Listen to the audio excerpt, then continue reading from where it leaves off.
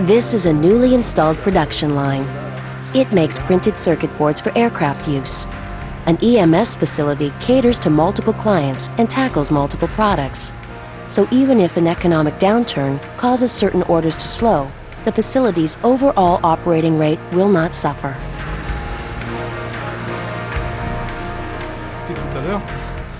Information arrives monthly via the internet to the factory manager. This is data on factory operations all over the world. All Flextronics factories are rivals, competing with each other to post the best operating rates and highest profits. Mark's business philosophy is, results are everything. For this factory, higher profits will continue to be the key to its survival. It is imperative that we diversify, expand our operations beyond the mobile phones of Alcatel so that we're not vulnerable to fluctuations caused by the changing seasons or slumps in certain markets.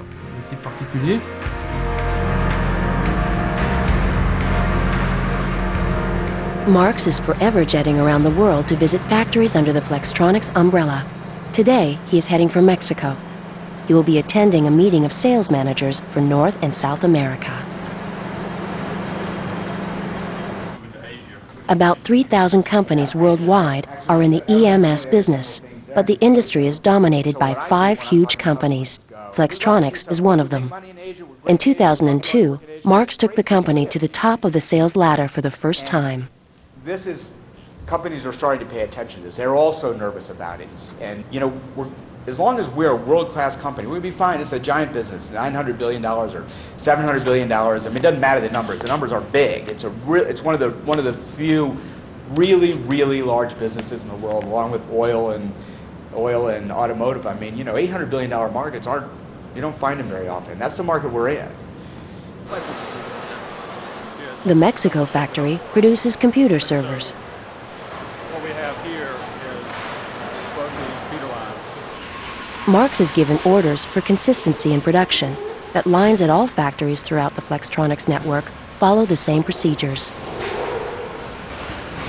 This factory doesn't have a conveyor belt. A person working at one stage of production hands the item off to someone at the next stage. When this person receives the item, he or she first checks the work of the person at the previous stage. Then this person begins his or her own work.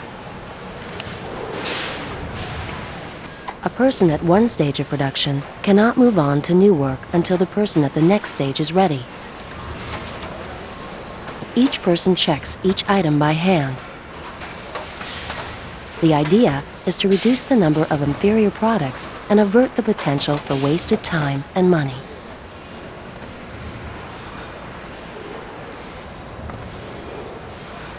A visual representation of the steps at each production stage is posted at each position. These steps are shown in pictures, and the same format is used throughout the factory network. So if operations were to shift from Mexico to China, the language need only be substituted to facilitate a quick start to production at the new location. And as the world has become so global, and you have to be able to produce in Brazil for the Brazil market, and it doesn't mean one good factory. It means lots of interchangeability, lots of factories in lots of places that are all doing the same things at the same times in the same way.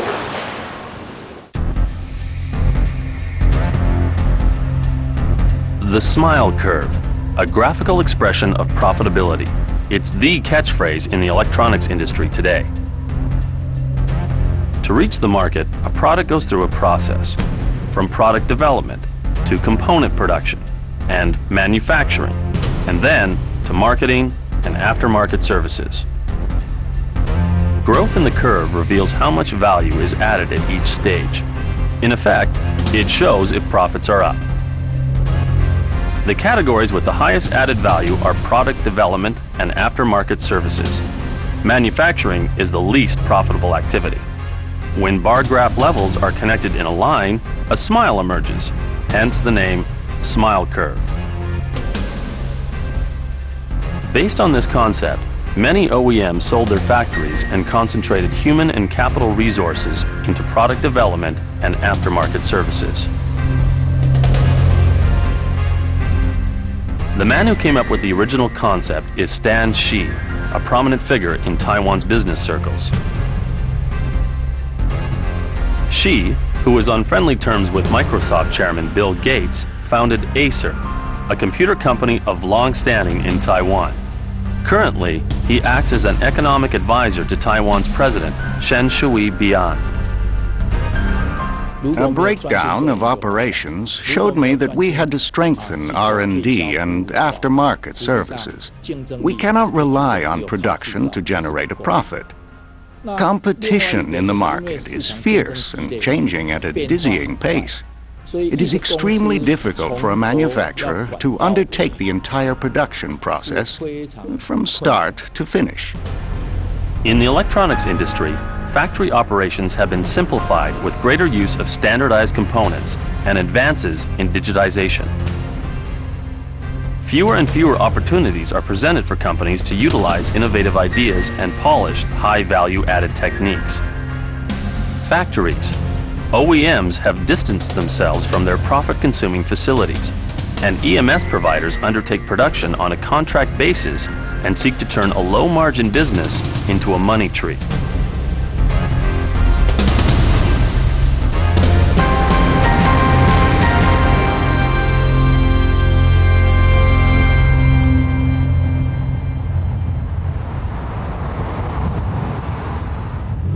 Marx has put Flextronics on top by picking up factories all over the world.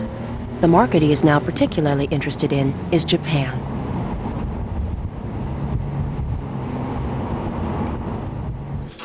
Most Japanese manufacturers still have their own factories turn out products featuring state-of-the-art technologies, rather than outsourcing such operations to EMS providers. Marx expressed his intention to take Flextronics into Japan at an information meeting for shareholders. Here's the Japanese market, biggest market in the world, $250 billion. $250 billion. 3% outsourced. Now you can argue about whether or not this market will open up. Well, it's opening up. Big opportunities in Japan. And it'll be slow, but I think steady, and I think it'll turn out to be pretty good.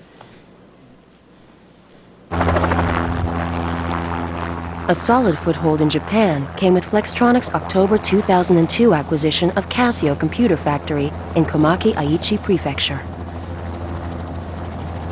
The factory's mainstay products are digital cameras. Marx thinks quite highly of the factory's miniaturization technology, which packs a lot of functions into a tiny board.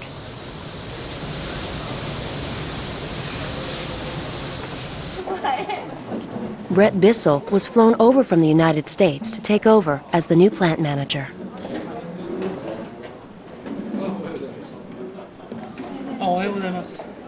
This is the day the factory falls under the Flextronics umbrella. The 224 former Casio employees, all with high-level skills, were kept on the payroll under the same conditions as before. Your mission here is that you must always expect that there will be surprises, both good and bad. You must expect to be challenged.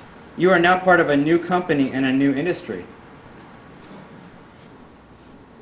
Kazuo Kaneko was plant manager during Casio's reign. His new role is to support Bissell. You have mixed feelings right now. Your heart's filled with both expectations and concerns at the same time. It is an extremely nerve-wracking state of mind to be in, and I too want to find out exactly what is going on. But please realize also that we have gained a competitive edge we didn't have before. And this edge gives us a chance to take great strides forward. Beginning from today,